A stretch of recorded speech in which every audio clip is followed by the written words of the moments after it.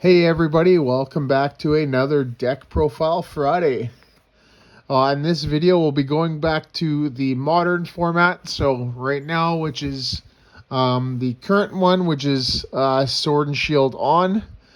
This time, we got a updated deck list of a older deck that doesn't really see much play anymore, which is an absolute shame in my opinion, because I think that the deck is actually really good right now because of the typings that it has, being fighting in dark. And I want to show you this deck list with the updates from the Astral Radiance set. And pretty excited about this. I want to try this out. I haven't tried it obviously because Astral Radiance isn't legal, but I want to try it. And I think it's still a really good contender right now, and it's also a deck that's easily accessible, and because of that, it's something I think everybody should invest in as well, right?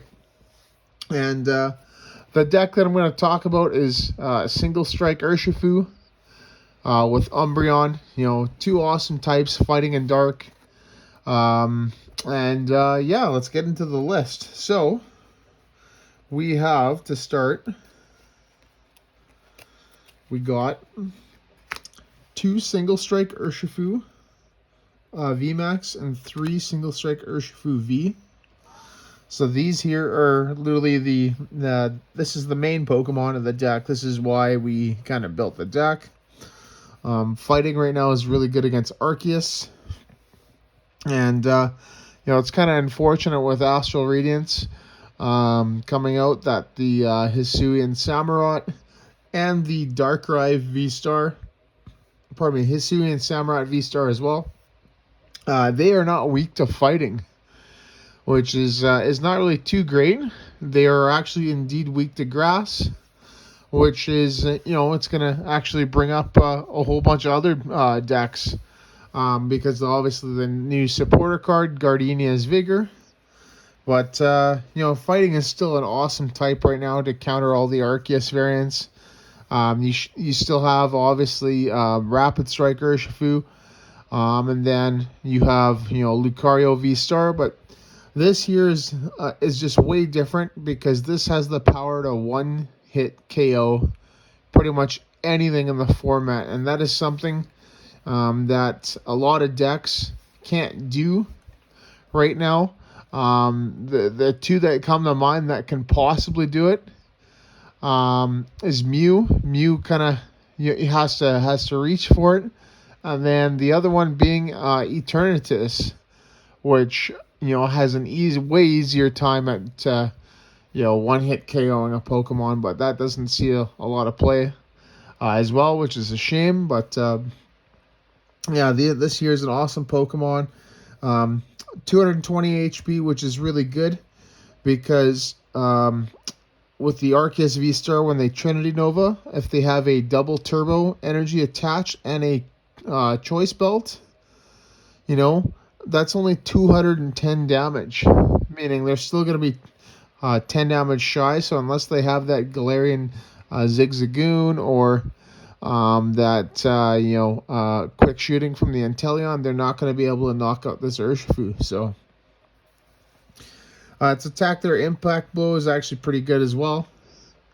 But the main attack obviously is on the VMAX there with the GMAX 1 blow for 270. Discard all energy attached to this, and it's not affected by any effects on your opponent's active. And it gets beefed up by Single Strike energy, which is really cool. A lot of the time, though, I find with the VMAX is that you're not going to be able to use that just simply because you don't have enough energy. And instead, you'll have to go just with Beatdown. And that's kind of unfortunate. But the way that we built this deck, the way that we updated it, is doing the Beatdown option is actually a pretty viable strategy. Just because if you're able to get the right cards, you will actually be able to one-hit KO that Arceus V-Star at 280 HP, so you only need to do 140 damage or higher, which is actually really easy to do. So that's like the main Pokemon of the deck.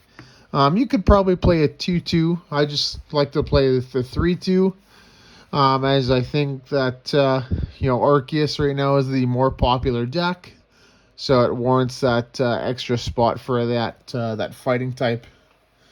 Next, we got the 2 Umbreon VMAX and the 2 Umbreon V. So another really cool Pokemon here. Awesome typing, as well as it's really good against Mew. It's got average HP for a V, weakness to grass, which is actually a really good type right now. Although with all the new dark types that came out in Astral Radiance and the new grass type support, I'm expecting a lot more grass types to be played, meaning that getting hit for weakness will probably be a little bit more common now. So 2 awesome attacks on the V. Mean Look for 30, if they can't retreat, and then Moonlight Blade for 80, and if they have any damage counters on it, this attack does 80 more damage. So a key thing with this, and the Umbreon VMAX's attack, Max Darkness, and Beatdown, is they do require colorless energy, right? Which is actually really good for us because we do play a couple double turbo energy, which I'll get into later. But they're both useful with it, and double turbo on here, and let's say like a single strike energy, right? We'll put it at 80 damage there, just completely fresh on a Mew. But if you add that choice belt to it, 80 plus the 30, right, is 110 times 2, which means it will knock out a Mew V, which is entirely possible. And that's another really cool thing. And then the same thing with the Max Darkness, right? You put the single strike energy on, then the double turbo, right? They cancel each other out. And then you just attack, right? And then you're dealing that 320 damage needed to knock it out. So just a really awesome way to attack right now with the deck. And I think double turbo is extremely valuable. So that's that. So we'll go on to the others. We play a couple single prizers here, Stonjourner and Morpeko. So Stonjourner here is actually really good because it's able to one-hit KO a Arceus V-Star. Now it does have the the 2 fighting there and a colorless, so you'll actually have to commit the 3 full energy to it, but it's worth it because it only gives up 1 prize. And then pardon me, with Morpeko there, Explosive Discontent, 30 damage for each damage counter on this Pokemon. So if you single strike roar twice to it, you'll put 4 damage counters on it, and then you attack that Mew VMAX with it, right? So 4 damage counters, which will make it 120, plus the 20 damage from the single strike energies. That's 160 times 2, makes it 320, enough to knock out a Mew VMAX. So that's a really cool card to add in, and awesome single prizer there. So, and then we do have the main support Pokemon, which is a 4/4 Houndoom line, right?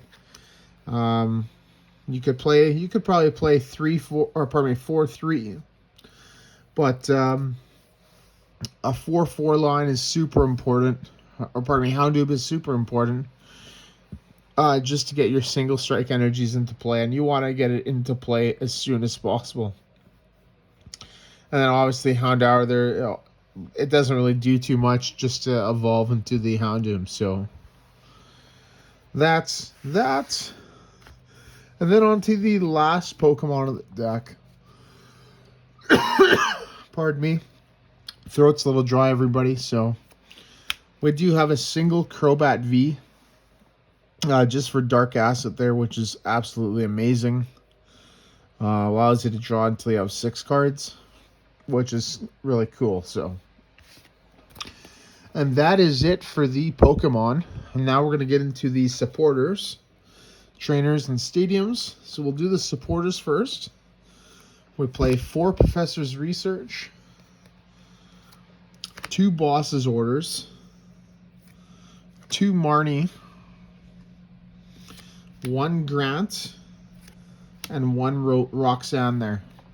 So Research is the most important supporter in the deck you want to be playing for, because you're going to go through your hands extremely quickly, and you know, sometimes you just need to say, like, you know, whatever, right? I'm just going to drop my hand and hopefully get something good, right?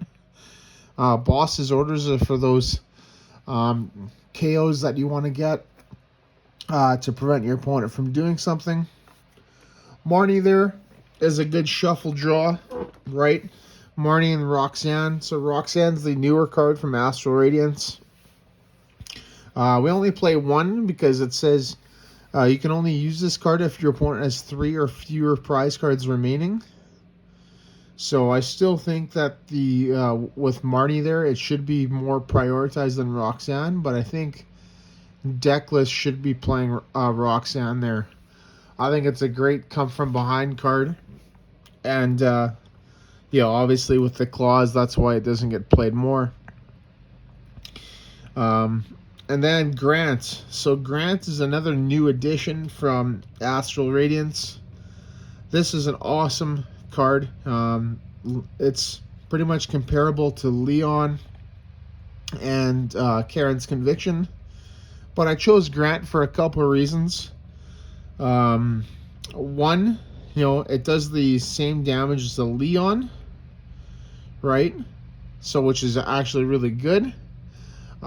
2, it has the advantage over Karen's Conviction, because to use Karen's Conviction to get the effect, your opponent has to have taken a prize card, whereas that doesn't.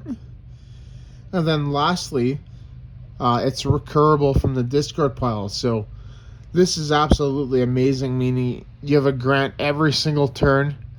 And I guess fourthly as well, it's discard fodder, right? I can just discard it for, let's say, a quick ball or something like that, right? And I can get it back at any time, right? I have an accessible damage increaser pretty much every turn, only for fighting type though, which is okay, because Arceus is what's being played right now, like the most played. So really awesome card there. And that's it for the supporters. So just quickly into the stadiums. I still think the best stadium for this is Tower of Darkness. You could play Jubilife Village in here, but Jubilife Village will give your opponent help as well. Whereas this, in my opinion, is just more of a one-sided stadium because it's single strike only. And that's why it's in here. So the amounts, it differs from list to list. You could play 2, you could play 4. Path to the Peak does not really affect this list too much, right? It only stops Umbreon VMAX's Dark Signal and obviously Crobat V's Dark Acid. But you know, if you can play without those, just the Houndoom and the Urshifu, you're doing fine. So I think 3 is the perfect number. And that's it for these stadiums. So now to the other trainers. We got 4 Evolution Incense as we play a lot of evolutions in here. We got 4 Quick Ball. We got as well 4 Urn of Vitality, 3 Great Ball, an Air Balloon, a Choice Belt, and a Switch. So Evolution Incense searches out our evolutions, as we do play a lot, right? We got Urshifu, we got Houndoom, we got Umbreon, right? So we want to be able to get that out. And Quick Ball adds consistency to this deck. Now, in terms of the balls, you can play Ultra Ball, right? But I find that with Ultra Ball, it's a little bit more expensive on the cost, right? And I think we can get away with it just with how the deck is designed, right? The new Feather Ball that came out in Astral Radiance, we can't play that because it's looking for Pokemon with free retreat. So if you are playing Mew, right? If you are playing that Mew deck, you should probably have that in there because that's literally what it was made for. The Hisuian Heavy Ball, that's not a bad card, but it's really prize dependent. I think at most a list would play like one or two, right? But I just like my options in here, and plus we have a little bit more thicker evolution lines, so we can definitely get away with not playing it. Earn a Vitality there is obviously to get back our single strike energies. That's a staple 4 of, right? So Great Ball there is another one. Great Ball is not a bad option, right? It's not the worst option, but it's not the best. You could, if you wanted to swap, you could swap it with Ultra Ball, but at the same time, like it's a free costing card, right? It's just like the randomness. So if you can kind of play around, what's in your deck, right, and really reduce your options to what's left in your decks to maximize the chances of what you'll draw, then it's going to be a huge card. So Air Balloon and Switch, just two different options to give lower retreat, and then the Choice Belt there for the increase in damage to the active V Pokemon.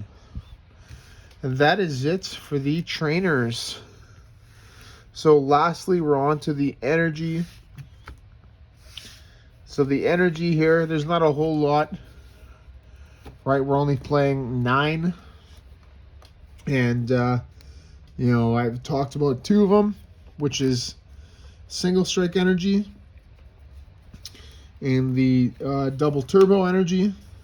But the one that I haven't talked about is Capture Energy. So these here, I think, are the perfect energies for the deck. The only other one that I'd maybe question is like Basic Fighting. Single Strike Energy is both Fighting Dark, provides only 1 energy, and if it's Single Strike, it does 20 more damage, which is good. Capture Energy searches out basics from the deck, so we want to establish a board, which is why it's in there.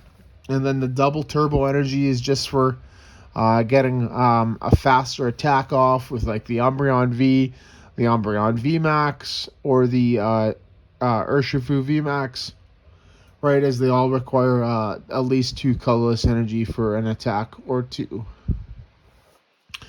And there we are. So that is the list. I think it's a pretty decent list. I have to try it out, right? I'll maybe try it on PTCGO. But, yeah, Urshifu, Single Strike Urshifu, I think is still a solid play.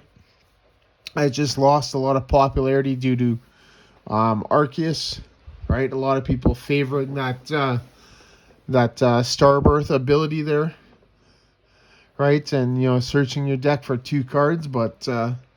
I think this deck can definitely hang with the big boys, and it's a deck that I'd recommend a new player purchase if they're looking to get into the game, as it's still going to be good for a year. And I know that just because it says E right there. So right now we're in Block D with Sword and Shield on. So once they do the rotation in August, it'll be Sword and Shield, Rebel Clash, Darkness Ablaze, Champion's Path, Vivid Voltage, and Shining Fates that will all get rotated. And it will be Battle Styles on, which is crazy because we've literally had this deck already out for a year, and it gets another year out of it. So definitely an awesome investment. All the battle decks are awesome investments. So yeah, there you go. Matchups, I think it could pretty much hold its own against anything. So it's not really worried about it, anything. Just because it's two reasons: type and the fact that it can one-hit KO pretty much anything in the game. So there you go. Hope everybody enjoyed this updated single strike Urshifu list. And let me know what you think. Leave a like, comment, and it'd be awesome if you could subscribe to the channel, as I'm trying to grow it, and hopefully everybody is finding value from what I've been posting, and entertainment as well with the openings. And yeah, there you go. Well, thank you so much, everybody, for watching the video, and see you in the next one.